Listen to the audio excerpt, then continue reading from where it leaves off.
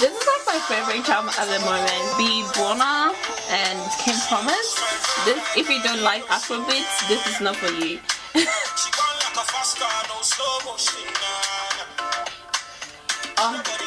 Green tea, Arizona. People, get on it.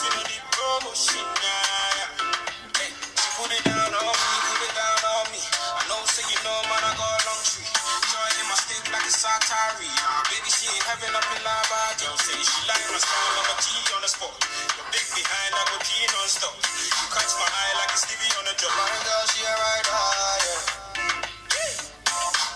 The way she move, make I go mad, yeah. Hey guys, welcome back to the channel. So today I am gonna do something different, and also if you haven't noticed, you can see your girl is very bold.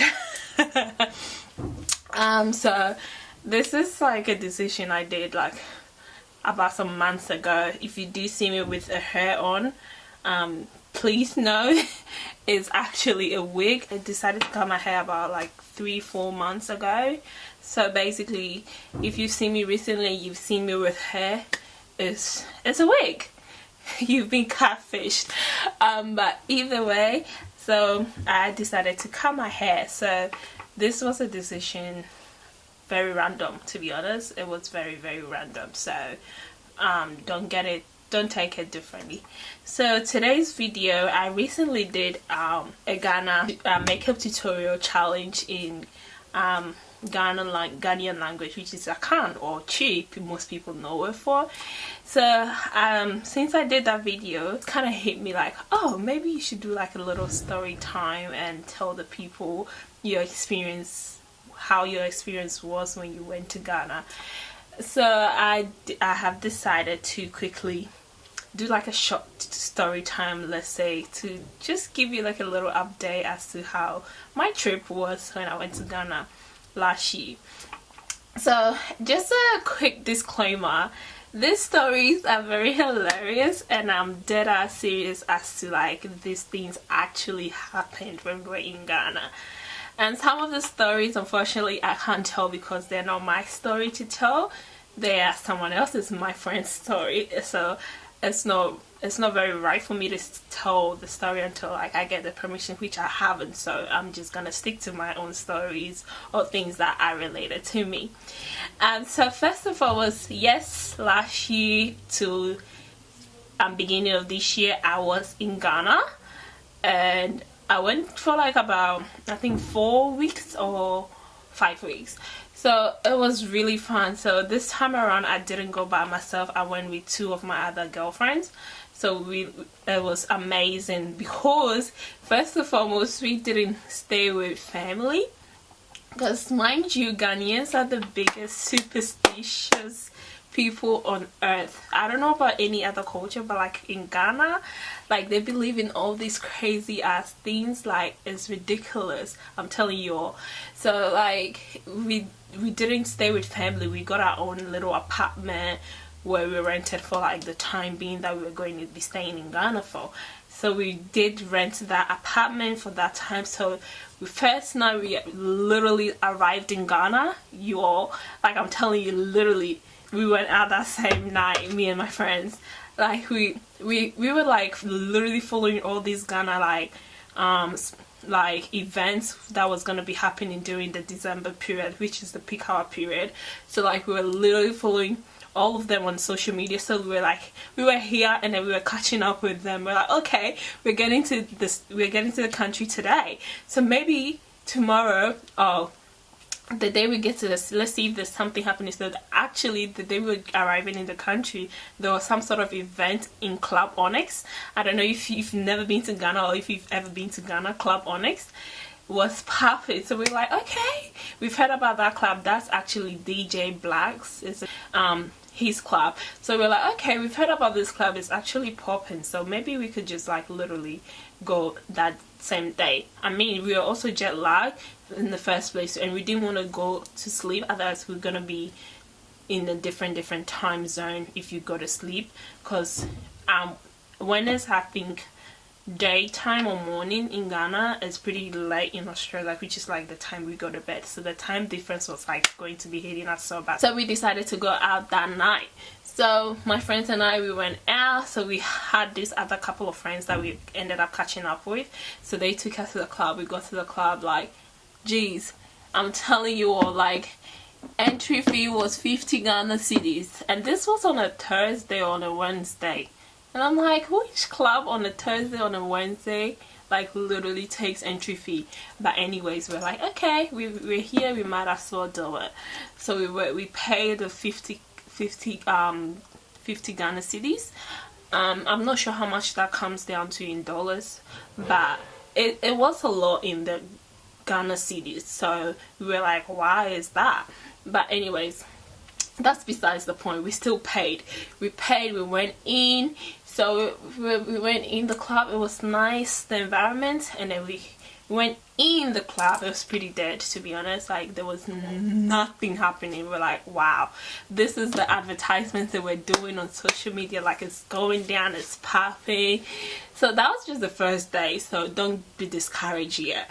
So we're like, okay, we just paid 50 Ghana. We just might as well just stay here for like a good minute. And mind you, Club Onyx is a good club. But when we got there, first thing we noticed was how literally every spot in the club was like reserved or like is private. So you can't even like take a chill pill and just chill and get drinks. The only place you could literally sit that was like more to public if you didn't have a table was like close to the bar where you get drinks, which if you don't really, there's a lot of people like in that section where you're getting drinks. So it was really hard to just stay. So we didn't even end up getting any drink. We were just like laying, and we're like, okay, fine, let's just go somewhere else, because this place is obviously not doing well as much as we thought it was going to be. So we ended up leaving Club Onyx that night. So the guys that we were with were like, okay, we kind of know this place.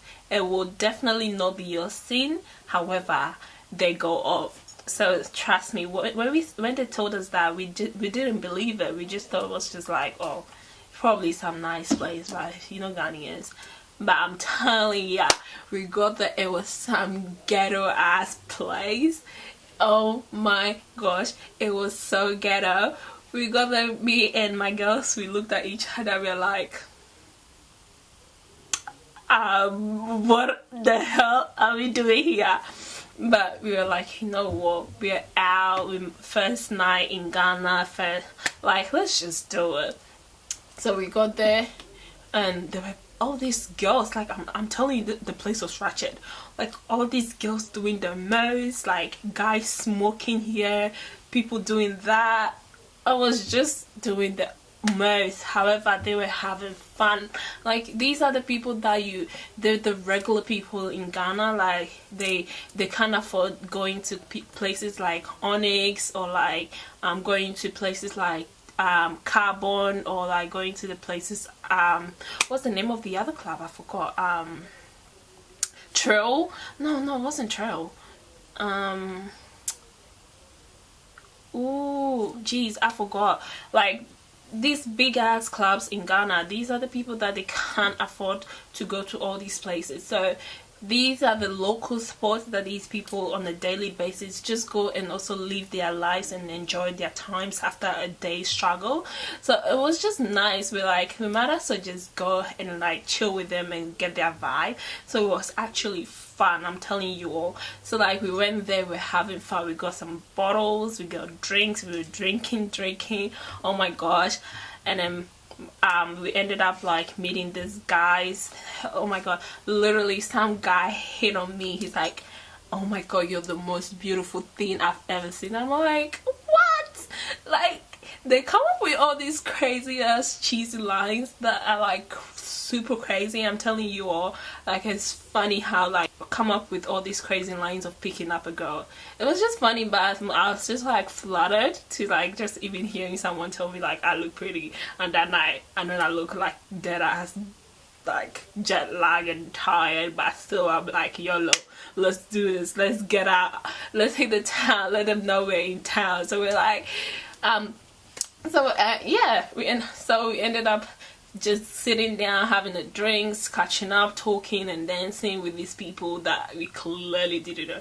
So late, I think it hit about 2:30 a.m. or 3:30 a.m. we were like, okay, now we're completely famished, like we're tired.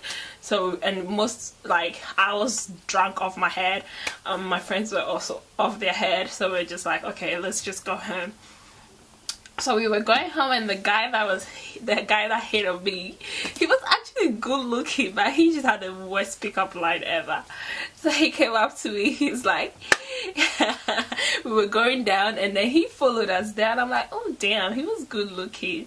So he followed us down, and he's like, oh, can I get your number? And I'm like, so the guys that took us to the place were like, no, she's drunk, leave her alone, like, yeah, leave her alone, done. And kind of like caught blocking the guy. So and my other friend was like, no, come here. She was drunk too, so she's like, oh, come here, I'll give you her phone, put your number in her phone. And then my friend gave my phone to him, and then he put his number in my phone. So like, and then at the same time he prank called me, because I'm dead serious. If he didn't have done that, I would have gone out of my way to call him. So like, he called me, and it was just a funny moment. Like, we ended up going on like one day, and that was it. Like, the rest is history. Yes, the rest is definitely history. So yeah, we ended up doing all of those, so that was the first night. That's the first night story, y'all. The rest was just crazy. Like, they had all these, like, I'm telling you, the best time to go to Ghana is in December, because that's when all the crazy parties happen. If you want to like party off your head, those periods, they have all these parties. The people that come from different countries that all come together. So what you will realize is the local people that actually live in Ghana don't go to all these places. So when you do go out, you're gonna see people that are foreigners just like yourself. So it's not just gonna be you that you think you're from overseas, actually from all over the world that all come back home in December to have fun. So, which is really fun, like, you know. I ended up going to Brona. I went to Cape Coast Castle. Oh my god, on our way to that place was the biggest hassle ever. The Ghana police was crazy. Like, my friend was driving this car that had like a temporary Ghana plate that you can use. I'm not sure what they call it. They call it the DVA or something in Ghana, but it's like a temporary plate you can use until you register your car. So my friend was driving that car, so every single stop that you go through that road, there's some sort of police stopping you to get money off you, like literally every single stop. So we paid when we were going, and then when we were coming we even paid more, because every police that stops you wants some sort of money or some sort of a compensation, which is ridiculous. Like, what we had to do is, we had like big money on us. What we had to do is literally stop somewhere to get food, and then change literally 100 Ghana or 50 Ghana to like $5, which was like the 5 cedis, so that we can give them all 5 cedis every single stop that we had to stop. Oh my gosh, and we nearly had a massive accident on our way. Like, the Ghana driving is ridiculous. Like, when you're going to Cape Coast, it's just literally 2 roads. So one is going the opposite and one is going that way, the other opposite. So like, there's not 2 double lanes that you can overtake the other car if they are going slow. It literally is 2 roads. You either have to follow the slow car or look ahead. If there's no car coming, you go through the other lane and then you can go back into the lane. So this guy tried to do that to us and ended up not calculating the distance between the oncoming car and the car in front of him. So he overtaked us, and then there was an oncoming car. So he had no space. Like, so we literally had to like make way for him to come in back into the lane that he was trying to overtake us from. So like in the process of doing that, the driver that was driving us, he was a good driver. I'm telling you all, like we would have like had like some crazy accident in Ghana and ended up dying. I'm telling you all, like this is a dead serious situation. So like Ghana is fun, people. Like when you go back home, it's fun, it's all fun. And also you go, like another thing I've realized is when you go, you really need to be prepared, like money wise, because the money exchange for a third world country, which is Ghana, like the living expenses there is ridiculous. Like it's a lot of money, so you need to be prepared before you head to that place. I'm telling you all, it's not cheap. What else again? What else did we do? We did a lot of partying, meeting new people from all over the world. It was crazy. Like there was just so much happening in that place. It was so much. I ended up meeting some friends, meeting new people, making friends. It's fun to go back home and see the family and seeing people. Like my friend got into this crazy ass fiasco. That's a story for another day if I get the permission to share it. But until then, I'm not able to share that story. But my Ghana stories are ridiculous. Like I ended up going on a date with this person that was like, oh my gosh, it was crazy. Like I had fun. I was like, I kept my phone on dial. I'm like, girl, this is you. If I call you, that means it's not going well, so you can give me some sort of excuse that I can jet out of that place. So we but it turned out to be a great day. I still talk to the person till today, even though it's just friendship, nothing more. Oh my god, ended up going to Sandbox. Sandbox is also another dope ass place to go to in Ghana. Like the parties there are crazy. We ended up like we couldn't even get into Sandbox, so we had to like some sort of back door, like know someone to use you to go through the back door to come in. Like I'm telling you, like guys, in Ghana it's like who you know. If you don't know anyone, you're stuck. You're literally stuck. So that's some of my little stories. If you want to hear more and you would like to hear my experience and also give you some sort of advice as to what you need to do when you go back home on your own, if you don't know anyone or you were born overseas and you're like, I'm not sure I want to go to Ghana, however I just don't feel like I know anyone or if it's gonna be good for me to go on a holiday, trust me, Ghana is fun if you have the right people with you. That's just all I'm gonna say. It's fun if you have the right people with you. I had my friends with me, so which made it much fun. We had this big ass apartment to ourselves where we all we do is like eat Ghana food consistently, play music loud ass, go out at night. Man was like not letting anyone come visit us anymore because he's like, oh, we're not there. Like it was just so crazy. Like well, sometimes when I think about this, it just makes me so funny. Like it was just so hilarious. Like Ghana is amazing. I would do it 10,000 times if I could afford Ghana tickets every single damn year. But it's not cheap, especially coming from Australia. We pay like almost $3 grand to travel to Ghana for a return ticket. So that being said, that is the end of my story. If you want to hear some of these crazy ass stories that I have, please let me know, comment below, like the video, subscribe to my channel. And if you want to see more of me and my bald hair, if you think I look good in my bald hair and I should just rock it, I actually do, but it's just sometimes like the wig is just a little convenient, however, to me. But anyways, let me know if you would want to see more of how I do my makeup and anything else. Just comment below and I will be more than happy to do that for you. This is all part of the journey, you people are my babies. So anyways, love yous and I will see you in the next video.